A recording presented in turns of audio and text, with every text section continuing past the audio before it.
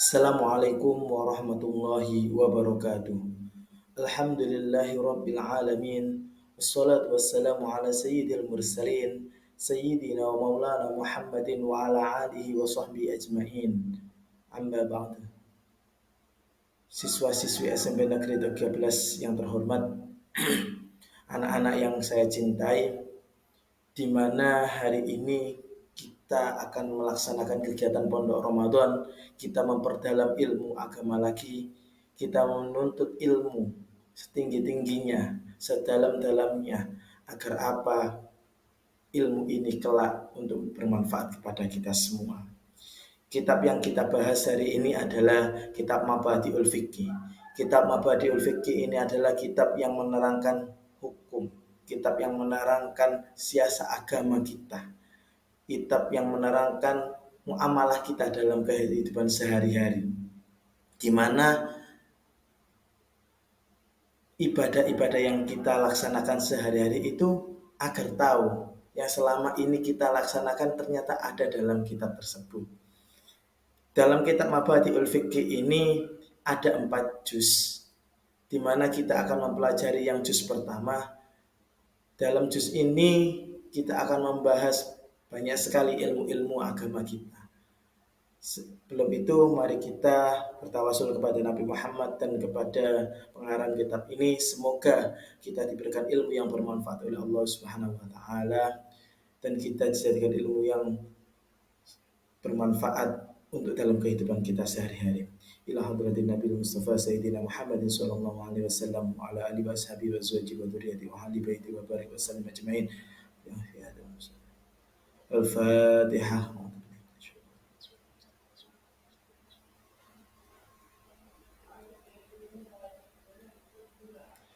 قال المصنف رحمكم الله تعالى ونفعنا به وبعلومه في الدارين آمين آمين يا رب العالمين. بسم الله الرحمن الرحيم. ما الإسلام. Soal. Sin berarti di sini adalah artinya soal. Ma al-Islamu, apa yang dimaksud dengan Islam? Jawab, huwa dinu alladzi. Di sini dijelaskan Islam yaitu agama. Alladzi ba'asallahu, yang diutus oleh Allah, bihi sayyidina Muhammadin sallallahu alaihi wasallam, kepada baginda Nabi Muhammad sallallahu alaihi wasallam, lihidayatin nasi. Jadi maknanya di sini adalah untuk menunjukkan manusia, untuk memberi kebahagiaan manusia, wasa'adatihim. Jadi memberikan kebahagiaan kepada umat manusia. Selanjutnya soal yang kedua di sini adalah kam arkanus Islam. Maknanya adalah kam arkanul Islam, berapa rukun Islam? Seperti yang kita ketahui, jawab arkanul Islam khamsatun. Di sini adalah rukun Islam adalah 5. Al-awwalu, yang pertama di sini adalah sahadatun an la ilaha illallah wa anna muhammadar rasulullah. Di sini dijelaskan adalah yang pertama adalah mengucapkan kalimat syahadat, 2 kalimat syahadat, yaitu asyhadu an la ilaha illallah wa asyhadu anna muhammadar rasulullah. Jadi di sini adalah mengucapkan 2 kalimat syahadat, bersaksi bahwa tiada Tuhan selain Allah. Tiada Tuhan selain Allah, wa anna muhammadar rasulullah, dan Nabi Muhammad adalah utusan Allah.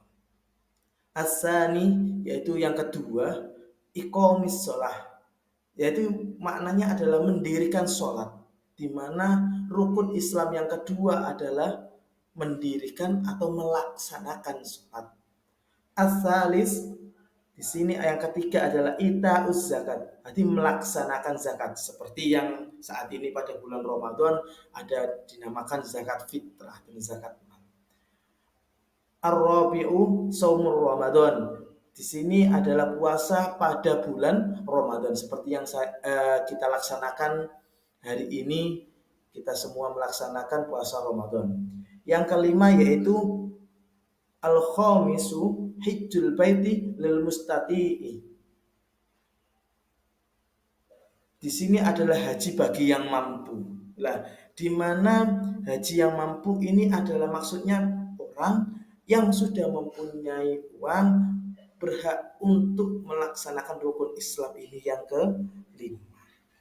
Yang selanjutnya yaitu soal yang selanjutnya, ma makna asyhadu an la ilaha illallah. Di sini adalah apa maknanya? Selama ini kita tahu, kita sering membaca kalimat syahadat, tapi apakah kita sudah mengetahui makna asyhadu an la ilaha illallah? Ya, jawab makna takidu annallaha wahidun la syarika lahu fi ibadatihi wala fi mulkihi. Maknanya adalah meyakini Allah itu satu. Jadi tiada Tuhan selain Allah. Jadi Tuhan hanya satu. Tidak ada sekutu baginya dalam melakukan ibadah dan tidak menyekutukan dalam kekuasaannya. Berarti maknanya apa? Di sini adalah kita meyakini, kita mengingat-ingat bahwa Allah Tuhan itu hanya satu, yaitu adalah Allah. Kita tidak boleh syirik menyembah kepada selain Allah. Yang kedua, ma makna asyhadu anna Muhammadar Rasulullah. Di sini maknanya adalah kita, apa makna asyhadu anna Muhammadar Rasulullah? Yaitu jawab makna a'taqidu an sayyidina Muhammad Rasulullah sallallahu alaihi wasallam li jami'il khalqi wa yuhibbu ta'atuhu fima amra wa tasdiquhu fima akhbara wajtinabu manaha anhu wa zaja.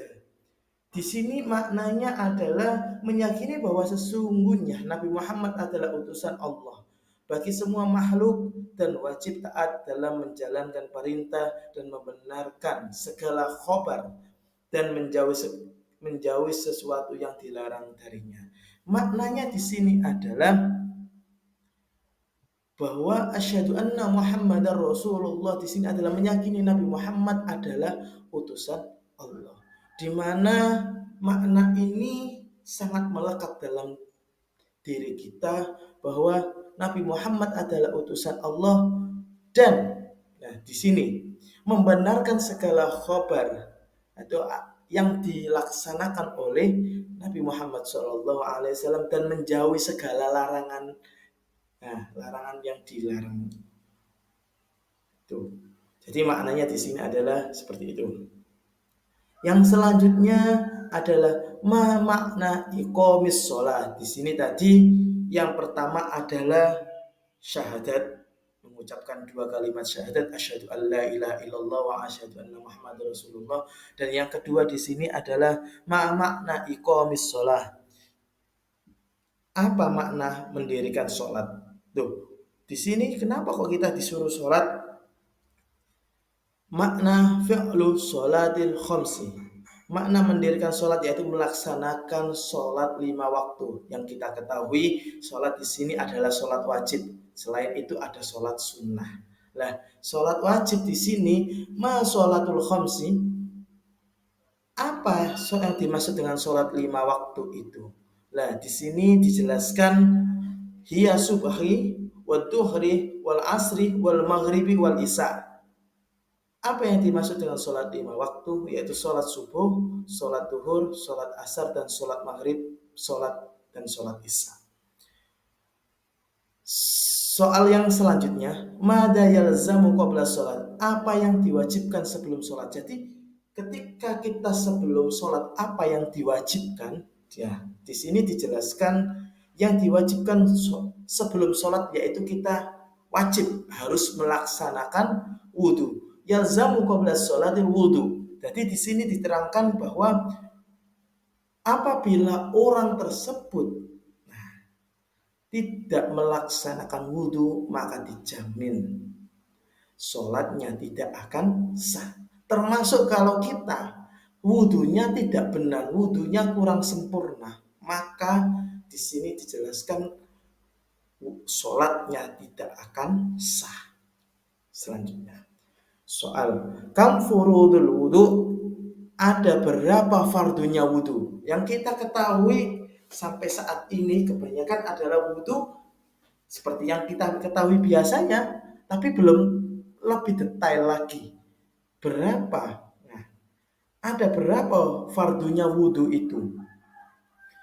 Furudul wudu sittatun. Di sini fardunya wudu, wajibnya wudu ada 6. Yang pertama al-awwalu niat. Yang pertama adalah niat. Lah, kalau seseorang wudu tapi tidak niat, maka wudunya tidak sah. Asani ghuslul wajhi. Yang kedua adalah membasuh wajah. Membasuh wajah di sini seperti yang kita ketahui adalah seluruh wajah yang kita ada ini dibasuh semuanya, tidak terkena sebagian, tapi semua yang ada pada anggota wajah ini semuanya adalah dibasuh. As-salisu ghuslul yadaini ma'al mirfaqaini. Lah, ini yang kita ketahui. Yang ketiga adalah membasuh kedua tangan sampai siku. Kalau kita seperti yang ada di sekolah, kadang-kadang saya juga mengetahui anak-anak yang wudunya di sekolah ketika sholat duhur maupun sholat duha, itu ketika melaksanakan wudu hanya ketika menggunakan baju yang lengan panjang, ketika hanya sampai mana, sampai epek-epek saja. Padahal yang di sini dijelaskan adalah ghuslul yadaini ma'al mirfaqaini, sampai sikut, di atasnya sikut. Nah, ya, di sini diterangkan kalau bagaimana Pak? Wudunya kok sampai epek-epek. Nah, kayak wudunya bebek itu. Jadi wudunya sampai hanya pergelangan tangan saja. Lah, wudunya di sana tidak sah. Maka yang sah bagaimana? Sampai atasnya siku kanan, kiri sampai atasnya siku. Jadi bajunya kalau menggunakan baju lengan panjang maka diwingkis terlebih dahulu, wudunya harus terkena semuanya. Mulai dari ujung jari sampai ma'al mirfaqaini, di atasnya siku. Seperti itu. Ar-rabi'u mashul ba'di roksi, mengusap sebagian kepala. Lah, di sini mengusap sebagian kepala di sini terkena sampai ubun-ubun, boleh di depannya, di atasnya sini atau yang belakang. Yang penting adalah terkena mengusap sebagian kepalanya. Bahkan dijelaskan ada sebuah penelitian di luar negeri, barang siapa orang yang melaksanakan wudhu setiap hari, 1 hari 5 kali, minimal 5 kali itu, maka tubuhnya akan diberikan sebuah kesehatan. Saraf-sarafnya ini akan kembali normal kembali. Salah satunya adalah masul ba'di ra'si, atau mengusap sebagian kepala. Yang al-khamisu ghuslu rijlaini ma'al ka'baini. Nah, di sini dijelaskan bahwa yang kelima adalah membasuh kedua kaki sampai mata kaki. Lah, kaki ini apabila kalian menggunakan celana di sekolah seperti itu, harus terkena semua, mulai dari kaki-kaki ini mulai dari bawah digosok-gosok sampai di sini dijelaskan ghuslu rijlaini ma'al ka'baini, sampai mata kaki. Jadi di atas mata kaki. Pak, bagaimana kalau di atasnya mata kaki? Boleh. Jadi di sini dijelaskan sampai di atasnya mata kaki. As-sadisu tartib, di mana makna tertib di sini ada yang keenam, rukunnya atau fardunya wudhu ini adalah yang keenam adalah tertib. Mulai dari niat, membasuh wajah, membasuh kedua tangan sampai siku, mengusap sebagian kepala, membasuh kedua kaki sampai mata kaki. Yang keenam adalah tertib. Nggak boleh dilangkah-langkai. Yang pertama membasuh wajah, setelah membasuh wajah terus bagian kepala, meloncat-meloncat, nggak boleh. Karena furdunya wudhu adalah mulai dari yang pertama niat sampai di akhir yang keenam. Yang selanjutnya yaitu maniyatul wudhu. Soalnya di sini adalah apa lafadznya wudhu ini apa? Bagaimana? Hiya nawaitu raf'ul hadasil asghari. Lafadznya adalah nawaitu raf'ul hadasil asghari. Di sini kalau kita yang familiar adalah nawaitul wudu ali raf'il hadasil asghari fardhu lillahi ta'ala. Niat wudu untuk menghilangkan hadas kecil karena Allah Ta'ala. Oke. Selanjutnya mal hadasul asghar. Lah, di sini dijelaskan apa yang dimaksud dengan hadas kecil.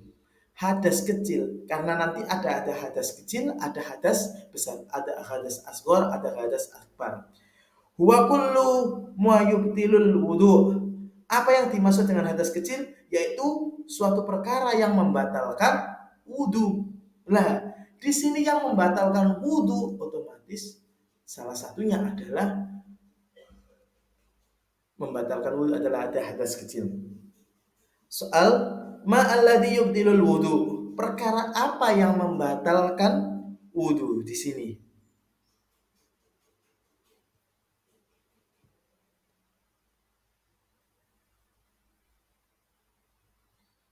Nah, di sini dijelaskan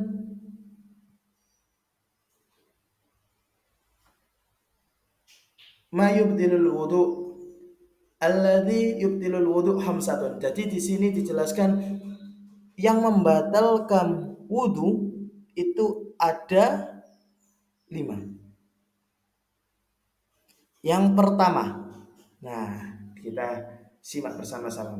Al-awwal khuruju syai'in min ahadin sabilaini. Perkara yang membatalkan wudhu ada 5. Yang pertama adalah keluarnya sesuatu dari salah satu dua lubang, kubul atau dubur. Lubang kemaluan dan lubang belakang. Jadi di sini keluar seperti ngentut, ya, buang air besar, buang air kecil, itu membatalkan wudhu. Walaupun, mohon maaf, jadi kentutnya kecil, termasuk seperti itu juga membatalkan wudhu. Pokoknya kalau yang keluar dari lubang depan maupun lubang belakang itu adalah membatalkan wudhu. Asani zawalul akli, hilangnya akal atau gila. Di mana di sini orang gila, wudhunya tidak sah seperti itu. As-salis an-naum, tidur. Seperti yang kita ketahui, kalau seseorang itu tidur, maka wudhunya sudah batal. Kecuali tidur yang pantatnya ini nggak sampai ngangkat, nggak sampai terbuka, masih bisa wudhunya sah. Seperti itu. Yang keempat al-rabi di sini adalah lamsul mar'atil ajnabiyah, menyentuh wanita ajnabiyah, di mana menyentuh wanita yang bukan mahramnya. Lah, laki-laki dan perempuan yang bukan mahramnya menyentuh, maka sekali lagi maka wudhunya tidak sah atau batal. Al-khamisu lamsul kubuli awid duburi batinil kafi, menyentuh kobul dan dubur dengan bagian dalam telapak tangan. Jadi telapak tangan ini menyentuh kemaluan atau menyentuh kubur maupun dubur, maka wudhunya tidak sah. Saya ulangi lagi, tadi apabila menyentuh ajnabiyah, menyentuh wanita yang bukan mahramnya, laki-laki atau perempuan yang menyentuh bukan mahramnya tanpa adanya hijab atau aling-aling atau apa ya namanya kain, itu maka wudhunya tidak sah. Jadi kalau bersentuhan kulit dengan kulit tidak sah. Kalau apabila ada haling-halingnya, ada halangnya masih sah. Selanjutnya di sini adalah ma'al mar'at ajnabiyah. Soal di sini mal mar'at ajnabiyah, apa yang dimaksud wanita ajnabiyah atau wanita yang bukan mahramnya tadi? Ya, hiya allati la yahrumu, yaitu wanita yang tidak diharamkan nikahuha li ajli nasabin aw radain aw musaharatin. Di sini menikahi karena nasab, tunggal sepersusuan, hubungan morotu. Di mana di sini ma'ajnabiyah itu orang yang kita nikahi nanti itu adalah orang yang bukan satu mahram dengan kita. Karena kalau orang yang satu mahram dengan kita itu tidak sah nikahnya atau ada hubungan darah atau hubungan sepersusuan seperti itu. Selanjutnya di sini mada yalzamul mutawadi'u ida arada an yusolli. Apa yang diwajibkan mutawadi, seseorang yang berwudu? Apa yang diwajibkan seseorang ketika melaksanakan wudu atau ketika menginginkan sholat?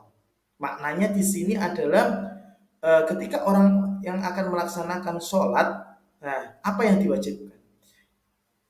Yalzamu taharatu malabisihi wa makanihi minan najasati wa satruhu auratihi wa istiqbalil kiblati wa ma'rifatu dukhulil waqti. Diwajibkan bagi seseorang yang berwudu ketika menginginkan sholat, yaitu satu, yang pertama adalah suci pakaiannya. Jelas apabila seseorang akan melaksanakan sholat pakaiannya tidak sah, pakaiannya terkena najis, maka sholatnya di sini adalah tidak sah. Yang kedua adalah suci tempatnya dari najis. Nah, contoh ketika kita akan melaksanakan sholat kok ada an-najasa atau an-najis di sini, di satu tempat yang akan kita melaksanakan sholat, maka sholatnya tidak sah. Harus kita bersihkan terlebih dahulu najisnya, baru kita setelah suci boleh kita untuk melaksanakan sholat. Yang selanjutnya adalah menutup aurat. Nah, wasatruhu auratihi. Jadi menutup aurat. Di mana? Nah, ini untuk yang perempuan terutama. Ketika ada pada wajah ini adalah termasuk ketika kita melaksanakan sholat, jangan sampai mukena yang dipakai itu sampai melebihi dari batas atau dagu itu. Harus sampai wajah, karena dagu ini tidak termasuk salah satu daripada aurat. Jadi maksudnya bagaimana? Jadi ketika kita pakai mukena harus sampai wajah ini menutup sampai pas posisi sampai dagu. Jadi tidak boleh sampai melebihi dagunya. Oke. Yang selanjutnya adalah wa istiqbalu kiblati. Menghadap kiblat, jelas. Jadi kita ketika sholat harus menghadap kiblat. Pak, bagaimana ketika kita ada posisi di tengah kapal? Yang pertama itu kita tidak tahu arah kiblatnya bagaimana. Lah, ketika kita posisi ada di tengah kapal, maka kita pertama ketika kali Allahu Akbar itu posisinya harus menghadap kiblat. Misalkan untuk menghadap kiblat. Karena ketika nanti kapal itu, bagaimana ketika kita sudah melaksanakan sholat, lalu kapal ini tidak menghadap kiblat tadi, boleh karena kita posisinya ada di tengah kapal. Jadi kita harus menghadap kiblat yang pertama. Yang selanjutnya,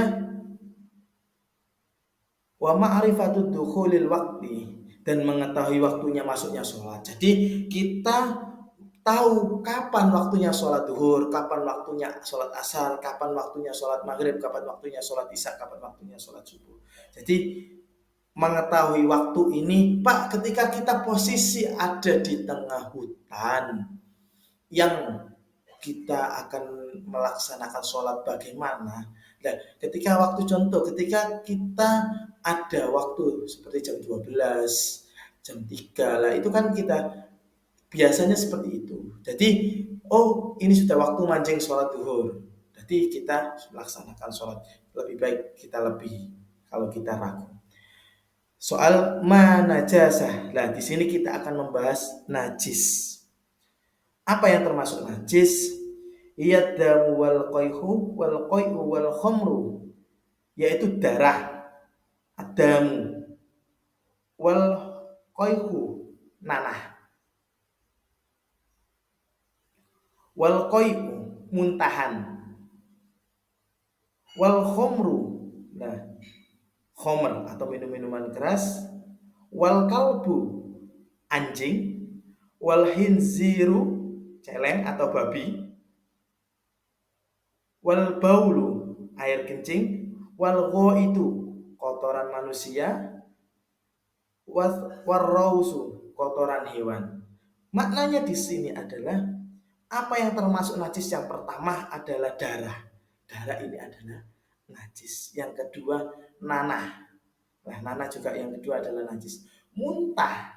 Nah, itu juga najis. Wal khomru. Lah, lan minum-minuman keras. Wal hinziru, anjing. Wal baulu, wal kalbu tadi, maaf, wal kalbu anjing, wal hinziru babi atau celeng, wal baulu air kencing, wal itu kotoran manusia.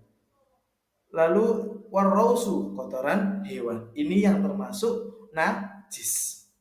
Yang selanjutnya mal auratu. Apa definisi dari aurat? Nah, apa itu aurat? Auratul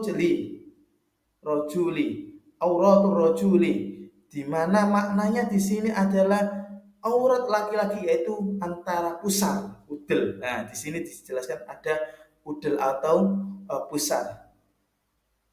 Ma baini surati warubati. Di sini adalah maknanya udel sampai lutut. Wa auratil mar'ati, di sini aurat perempuan yaitu jam'il badaniha illa wajhil wal kafaini. Jadi semua seluruh badan kecuali wajah dan telapak tangan. Jadi auratnya laki-laki adalah mulai pusar sampai di sini adalah lutut. Sedangkan untuk auratnya perempuan yang harus dijaga itu adalah seluruh badan kecuali wajah dan telapak tangan. Oke, kita lanjut. Di sini matal waktu subhi. Nah, di sini dijelaskan kapan waktunya sholat subuh. Nah, dijelaskan waktu sholat subuh di sini min tulu'il fajri ila tulu'is samsi, yaitu dari waktu keluarnya fajar sampai keluar atau srengenge cahaya matahari itu adalah waktunya sholat subuh. Jadi mulai keluarnya fajar, ada fajar katib, ada fajar sodik. Nah, di sini adalah keluarnya fajar sampai nanti munculnya matahari atau srengenge di sini. Oke. Mata waktu duhri, di sini dijelaskan kapan waktunya sholat duhur. Jawab, min zawali samsi ila an yazida dillu kulli syai'in an misliha, yaitu dari lingsernya cahaya matahari. Jadi ketika matahari sudah posisi di atas, sudah bergeser sampai tambah bayang-bayangan setiap waktu yang sepadan. Jadi selengenge atau matahari itu posisi sudah mulai bergeser sedikit sampai nanti bayangan-bayangan setiap waktu yang sepadan. Jadi sudah sama dengan kita.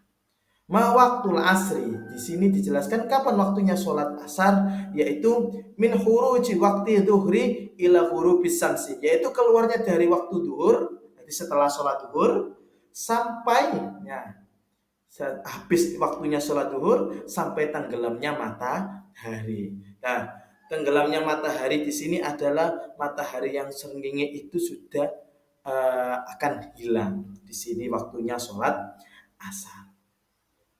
Soal yang selanjutnya, mata waktu maghribi, kapan waktunya sholat maghrib?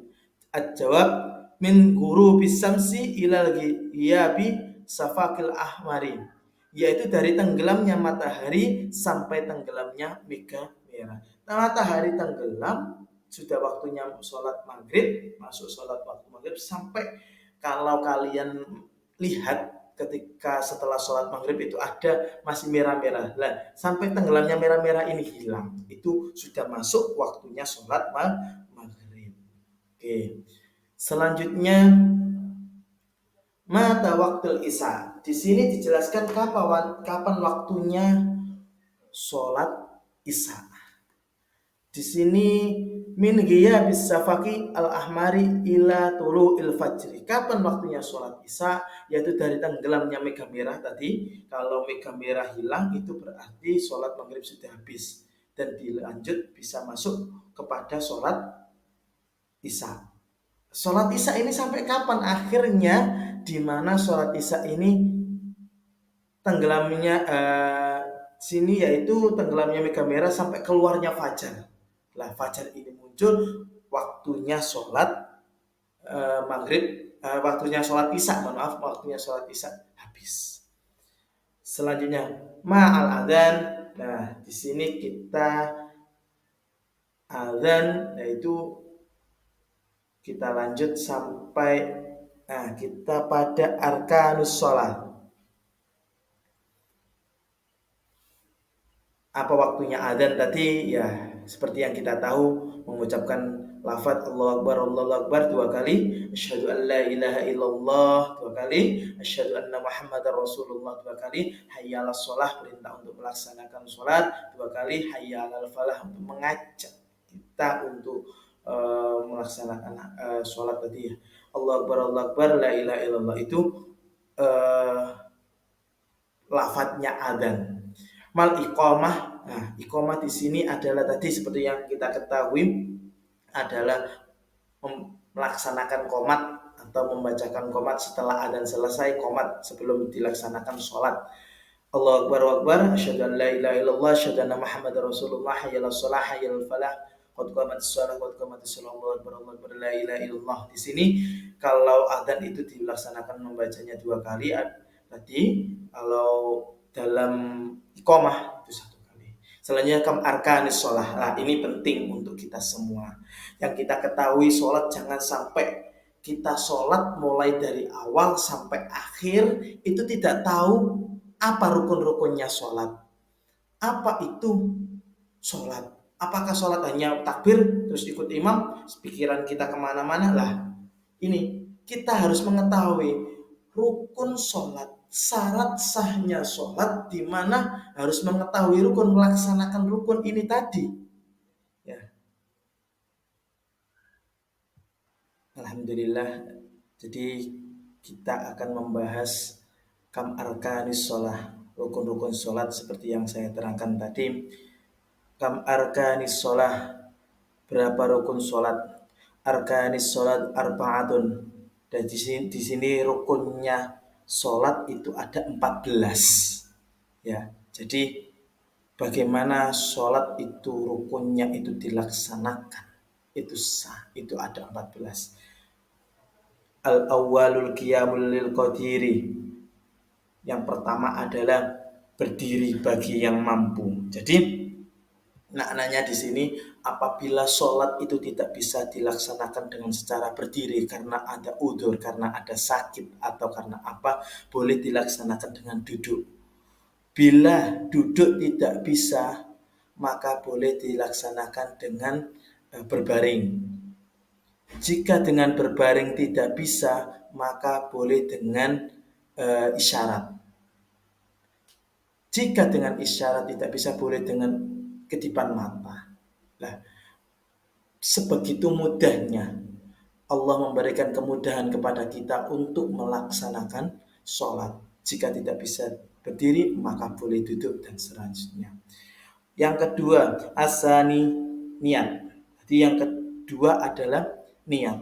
Jika sholat dilaksanakan tetapi tidak dilafalkan niatnya, tidak diucapkan niatnya, maka sholatnya di sini tidak sah. Asalis takbiratul ikhram. Yang ketiga adalah membaca takbiratul ikhram. Ar-rabi qiraatul Fatihah, yaitu yang keempat adalah membaca surat Al-Fatihah. Al-khamis ruku. Nah, di sini al-khamis adalah ruku. Yang kelima adalah ruku. Nah, as-sadis i'tidal, berdiri di antara 2 ruku. Berdiri di antara ruku, bukan di antara 2 ruku. Mohon maaf. Jadi yang as-sabi, yang ketujuh adalah sujud, melaksanakan sujud. As-samin, duduk di antara 2 bainal ajulus bainal sajdataini. Jadi duduk di antara 2 sujud. At-tasi, yang ke-9, yaitu tumak nina di setiap keadaan. Maksudnya bagaimana di sini? Tumak nina adalah secara perlahan-lahan, tidak terburu-buru dalam melaksanakan ibadah dengan khusyuk maknanya. At-tumaknina fikul. Jadi tumaknina di setiap keadaan. Jadi tidak terburu-buru, tidak terlalu cepat dan tidak terlalu Allahu Akbar. Nah, seperti itu ya. Jadi maknanya seperti itu. Yang selanjutnya maknanya adalah al-isru al-julus li tasahudil akhir. Jadi membaca kalimat syahadat atau tasyahud akhir. Nah, di mana duduk karena tasyahud ahlul julus di tasyahudil akhir. Duduk tasyahud akhir. Itu tahiyat. Atas syahud akhir. Jadi di sini adalah tasyahud akhir. Al-hadith asar atas syahudul akhir. Asani adalah asar sholatul ala nabi. Jadi membaca sholawat kepada Nabi Muhammad SAW pada tasyahud akhir. Yang selanjutnya, yang ke-13 adalah as-salisul asar, salam awabiul asar. Dari sini tertib. Di mana sholat ini dilaksanakan harus tertib mulai dari awal sampai akhir. Oke, kita lanjut.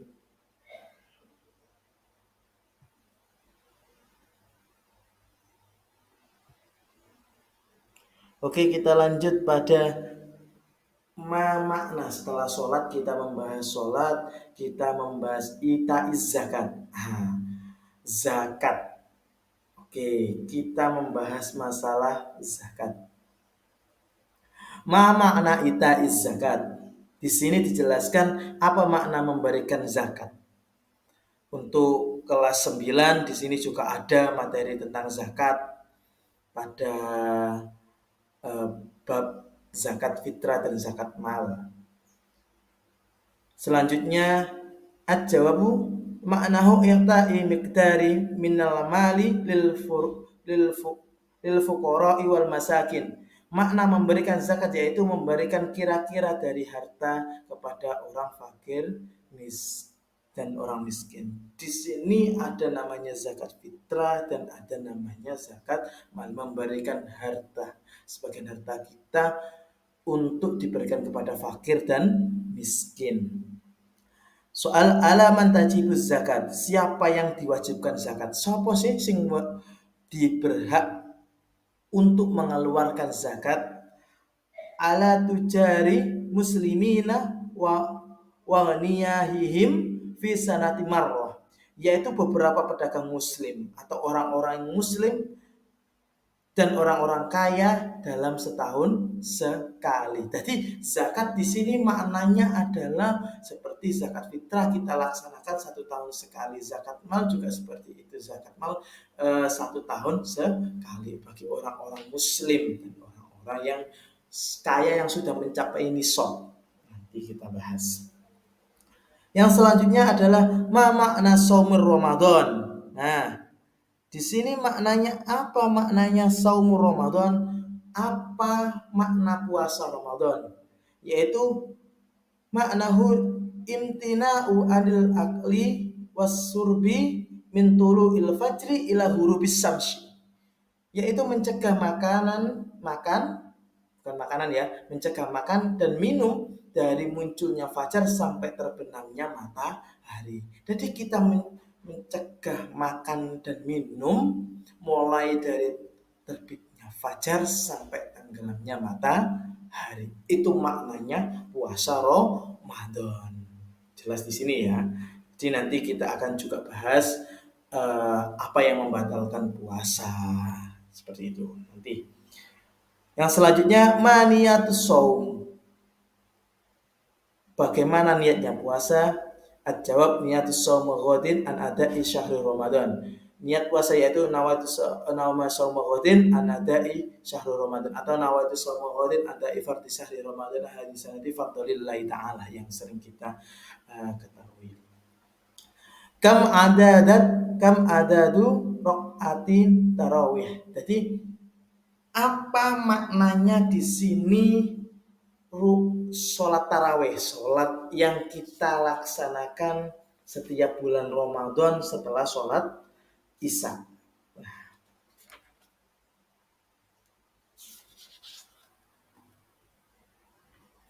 Di sini maknanya sholat taraweh, bagaimana bilangan rokaat?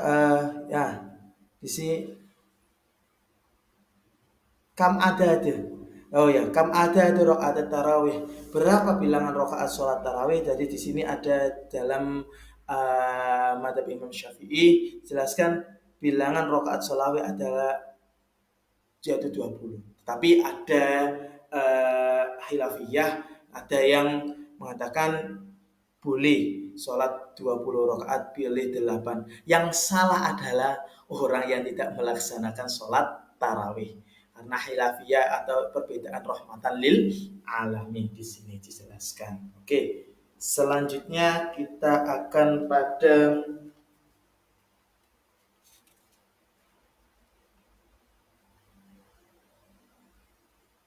mata waktu sholat tarawih. Di sini dijelaskan kapan waktunya sholat tarawih. Sholat tarawih ba'dal isya fi sahri Ramadan. Jadi setelah sholat isya pada bulan Ramadan. Di mana seperti yang kita ketahui sholat tarawih ini boleh dilaksanakan beberapa kali. Contoh seumpama seperti ini. Setelah seperti kita mengacu pada ada yang contoh di sholat tarawih di luar sana ada di Tarim, itu setelah sholat tarawih di Masjid A, Masjid B, Masjid C, Masjid D boleh seperti itu.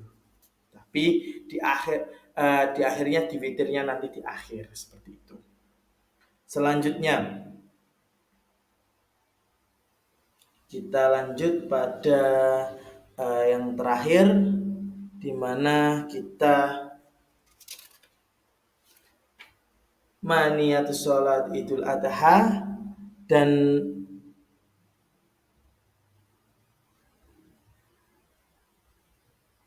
di sini dijelaskan ada maniatus sholat Idul Fitri, maniatus sholat Idul Adha. Jadi di sini membahas dua sholat Idul Fitri dan Idul Adha seperti yang kita ketahui, sholat Idul Fitri dan sholat Idul Adha.